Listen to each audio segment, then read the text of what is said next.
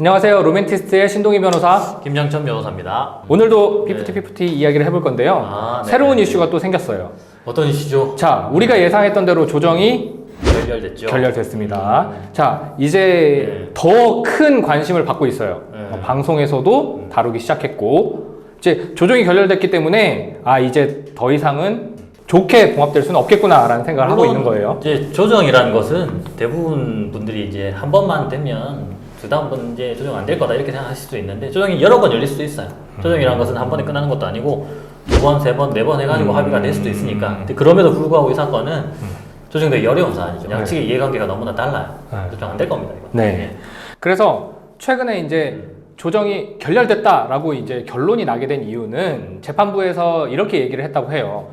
자, 이거를 봉합해서 이제 잘 끌고 나가는 방향으로 결론을 짓던지 아니면 잘 헤어지는 방향으로 결론을 짓던지 결론을 한쪽으로 몰아서 가져와라. 그랬는데 현명한 제안입니다. 네, 어트랙트 측은 그러면 잘 봉합해서 함께 가는 방향이라면 의견을 모으겠다. 근데 멤버들 측은 잘 헤어지는 쪽이라면 의견을 모아보겠다. 그러니까 어쨌든 이렇게 의견이 완전 갈린 거니까 이것 자체가 각자의 의견이 이렇습니다 라고 밝혔으면 이게 결렬인 거잖아요. 결렬이죠. 네, 이렇게 의견을 밝혔기 때문에 당연히 결렬로 결론이 난 거다라고 이제 보고 있는 건데요. 그러면 조정이 결렬됐습니다. 그러면 다시 어떻게 되는 거예요? 자, 가처분으로 다시 돌아가는 겁니다. 그러면 가처분 결론은 기각되겠죠. 자, 가처분이 기각되면 다시 이제 본안 소송을 뭐 제기하던가 뭐 아니면 본안을 뭐 제기 안 하던가 그건 뭐 본인 자유겠지만 가처분까지 제기하고 내가 잘 나가는 방향으로 했는데 본안을 제기 안 할 수는 없을 것 같아요. 가처분이 기각됐기 때문에 전속계약의 효력은 어떻게 되는 거예요? 계속 유지되는 거기 때문에 그럼 어트랙트와 멤버들 간의 계약은 여전히 존재하는 거예요. 그러면 여전히 멤버들은 피프티로서 어트랙트의 소속 가수예요. 활동을 해야 돼요. 근데 이 멤버들이 진짜 막 소송도 했고 막 이제 마음도 떴어. 활동하기 싫어라고 해서 안 나가고 대충 하고 이러면 진짜로 위약금의 이슈가 생기는 거예요. 계약 위반이죠. 그리고 그렇죠. 네. 난 여기서 활동 못해. 내가 그냥 독단적으로 단독적으로 할 거야. 아니면 다른 소속사하고 어트랙트 몰래 할 거야. 이것도 계약 위반이죠. 그렇죠. 네. 어쨌든 가처분이 기각될 경우에는 멤버들 입장에서는 어쩔 수 없더라도 활동을 해야 돼요. 그럼요. 어트랙트에서 준비하는 절차대로 계속해서 활동을 해야 됩니다. 계약서라는 게 그렇게 중요한 거예요. 그렇죠. 처음에 도장 찍을 때 그렇죠. 아주 신중하셔야 됩니다. 그렇죠. 계약서의 도장은. 그렇죠. 그래서 계약하기 전에 변호사에 검토하고 하는 것도 괜찮아요. 자, 그러면 이렇게 활동을 하면서 멤버들이 그래 어쩔 수 없다. 7년 동안 그냥 열심히 활동해야겠다. 이럴 것 같으세요? 7년인데? 그러니까. 그러지 않을 것 같은데요. 자, 그러면 이 멤버들은 결국 어떤 선택을 하게 될까요? 결국에는 뭐 내가 나가겠다 계속 말을 하겠죠. 그렇죠. 그러면 어쨌든 이 가처분을 지더라도 본안 소송을 제기할 거란 말이죠. 그렇죠. 그럼 본안 소송에서 이 전속 계약이 효력이 없다. 전속 계약 무효 확인 소송을 하던가 아니면 가처분에서 주장했듯이 계약이 해지됐다. 왜냐하면 이 전속 계약 체결할 당시에 약속했던 사항 등을 전혀 지키지 못했다. 이 계약 체결할 당시에 뭐 정산도 이렇게 해주기로 했는데 정산 문제도 투명하지 않았고 나한테 이렇게 지원해주기로 한 부분들도 지원이 제대로 되지 않았고 약속대로 이행되지 않았기 때문에 계약은 해지됐다. 본안에 들어갔을 때 양측이 그렇게 팽팽한 주장을 하다가 본안에서도 당연히 조정을 열 수 있습니다. 그러면 본안에서 조정이 여러 번 진행할 것 같아요. 예를 들어서 7년이니까 한 2년까지는 계약해가지고 어트랙트 측으로 해서 수입 정산하고 나머지는 너희가 나가서 어떤 식으로든 좋게 헤어지자 뭐 이런 식으로 결론이 나오지 않을까 하는 조정으로 만약 된다면 그렇지 않으면 본안 소송을 제기했을 때 과연 계약이 잘못됐느냐 아니면 이후에 누가 계약 위반이 있느냐 여부에 따라 가지고 결론이 나오겠죠. 김 변호사님은 확실히 평소에도 뭐 조정이나 협의로 이제 해결하는 거 워낙 좋아하시니까 맞습니다. 저는 이제 조정이 개입되는 것 자체가 잘못되는 절차라고 생각해요. 어차피 이 당사자 간에 조정이 개입되는 것 자체가 가능성이 없다고 보이고 이 조정은 절차를 지연시키는 과정만 된다고 생각해요. 이렇게 되면 결국에는 본안에서 어떤 식으로 결정이 나야만 전속계약 기간 동안 이제 활동을 해야 되는지 아니면 그 활동을 하지 않은 것에 대해서 뭐 진짜로 손해배상을 해야 되는지 아니면 더 이상 활동을 하지 않아도 되는 것인지 이게 만약에 네. 어트랙트가 이기고 네. 손해배상금이 나온다라고 했을 경우에 위약벌이나 위약금이 굉장히 많아요. 수십억에서 수백억까지 되는데 이 과연 집행의 문제가 또 발생할 수 있습니다. 그러니까 판결을 이겼어요. 민사소송에서 중요한 것은 판결을 이기는 게 아니고 집행으로 최종 추심까지 되어야 되는 거예요. 결국에는 어트랙트 측에서도 이 가수라는 컨텐츠를 가지고 계속해서 돈을 버는 게 중요한 목적 중에 하나니까 잘 봉합해서 계속해서 해외에서 활동을 하고 수익을 발생시키는 게 중요한 요소인 것도 맞지만 지금 대중의 관심사는 이 소송의 승패도 있기 때문에 이게 꼭 그 멤버들을 향해서 집행이 이루어질 수 있느냐 없느냐를 떠나서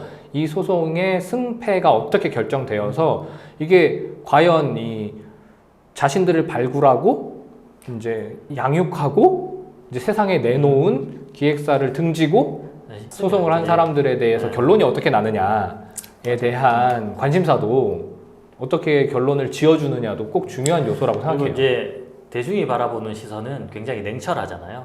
그리고 지금 이미 제가 볼 때는 어찌 보면 돌이킬 수 없는 강을 건넌 게 아닌가 하는 생각도 해보고 그럼에도 불구하고 조정이 의미 있다고 생각하는 것은 그래도 이게 선례로 잘 남으면 차후에 다른 이제 소송들이 진행됐을 때 이게 영향을 받지 않을까 그래서 더 좋게 잘 마무리가 될 수 있지 않을까 하는 생각에서 제가 한번 말씀드린 거예요. 네. 그리고 이게 지금 결국에는 그렇게 민사소송 본안으로 가면 이 멤버들 측에서는 예. 계속해서 주장할 수밖에 없는 것이 뭐 정산의 문제거나 아니면 소속사의 지원이 부족했다라는 부분일 거예요. 지금 네네. 이 가처분에서도 그게 이슈가 되고 있잖아요. 그런데 공교롭게도 지금 이 시점에 그런 발표가 있더라고요. 언론을 보니까 큐피드란 노래를 그 헐리우드의 유명한 가수와 콜라보레이션해서 음원이 나온다. 그러니까 어트랙트에서는 그렇게 이제 프로모션을 하고 있다라는 이제 기사와 이제 음원이 발표가 되는 거죠. 그런 와중에 소속사는 아무 일도 안 하고 있다라는 주장이 민망해질 수 있잖아요. 그렇겠네요. 그렇죠. 예. 그렇기 때문에 이게 지금 어트랙트 측에서도 손 놓고 가만히 있는 것은 아니다라는 생각이 들어요. 이게 소송으로 보건 소속 외적으로 보건 대응을 잘하고 있다 이렇게 생각이 그런 듭니다. 생각이 들죠. 네. 자, 그러면 민사소송 얘기는 여기까지 하고 자, 지금 형사적인 이슈도 계속 진행 중인 상태란 말이죠. 네네. 근데 지난번에 얘기했듯이 뭐 배임이든 아니면 전자기록 손괴든 이런 것들은 이미 그건 고소가 앞뒤, 이루어져서 네. 더기버스 측과 주고받고 있는데 최근에 이제 디스패치의 보도로 또 이슈가 됐던 부분은 그 이 큐피드란 노래의 원 저작자인 스웨덴 학생들의 네. 서명을 안 대표가 저작권 등록을 하면서 임의로 했다는 거예요. 임의로 네. 서명을 그래서 이제 이게 서명 위조에 해당하지 않느냐. 동의받지 않았을까요? 요게 이제 이슈가 되어서 이게 처벌이 될 수 있지 않느냐라는 이야기들이 있었어요. 일단은 먼저 구속요건을 짚고 넘어간다면 남의 서명을 아무데나 대신 막 한다. 이거는 처벌받는 행위가 맞죠? 당연히 처벌받는 거죠. 네, 우리나라 형법은 타인의 서명을 권한 없이 하면 처벌받고 있어요. 제가 지금 이야기했듯이 전제 조건은 뭐예요? 권한 없이 그렇죠. 권한 없이. 그러니까 행사할 목적으로 권한 없이 서명을 마음대로 해야 돼요. 그러면 이 위조는 권한 없이 하는 것이 전제되어야 하는데 더기버스 측에서는 그걸 알고 있기 때문인지 몰라도 나 이거 위임받아서 대행한 거다. 사실 아무리 생각해도 내가 돈을 주고 들어왔는데 내가 어쨌든 한국에서 등록해야 되니까 스웨덴에 올 수는 없으니까 내가 이것까지 대신해서 서명할게요 라고 당연히 위임장을 받거나 아니면 위임한다는 내역을 뭐 녹취를 하거나 어떤 문자로서 남겨놓거나 아마 하지 않았을까 하는 생각이 드는데요. 만약에 그게 없었다면 스웨덴 학생들의 진정한 의사를 확인해야 되겠죠. 그래서 이제 더기버스 측은 의사를 확인시켜 줄 수 있다. 위조가 아니다. 라는 입장이고 한편에서는 이거 이렇게 그냥 어찌됐든 드러나 있는 것은 타인의 서명을 마음대로 한 것이기 때문에 아직 밝혀진 게 없는 상황에서는 명백히 위조가 아니냐라는 입장입니다. 이게 만약에 수사에 들어간다고 칩시다. 그러면 사서명 위조죄로 수사가 진행되면 말씀하신 대로 이게 위임이 있었느냐 없었느냐가 중요한 이슈가 될 거예요. 그렇죠. 그러면 피의자 신분에서 이제 안 대표가 수사를 받았습니다. 수사기관에서 이거 권한 없이 서명하신 거 아니에요? 그러면 아닙니다. 뭐 위임을 받았습니다. 막 이렇게 할 거예요. 그러면 내가 위임받은 자료들을 막 낼 거예요.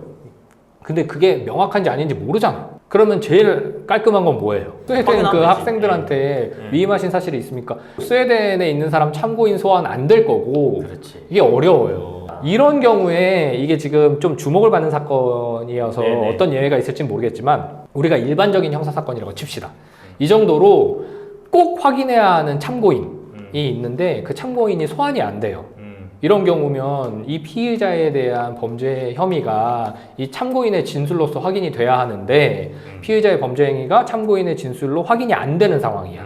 그럼 참고인의 진술이 확보될 때까지 이 사건을 멈추는 거죠. 정지하는 거죠. 이런 걸 참고인 중지라고. 참고인 중지라고 하죠. 이 참고인 중지 상태로 그냥 사건을 묻어두는 거예요. 그냥 흐지부지 돼버리는 거예요. 예, 그럴 가능성이 있다고 보이는 거죠. 그럴 수도 있고 네. 그렇지 않으면 뭐 대사관이나 이렇게 통해 가지고 그분들의 의사를 확인할 수도 있을 것 같기도 하고. 그렇죠.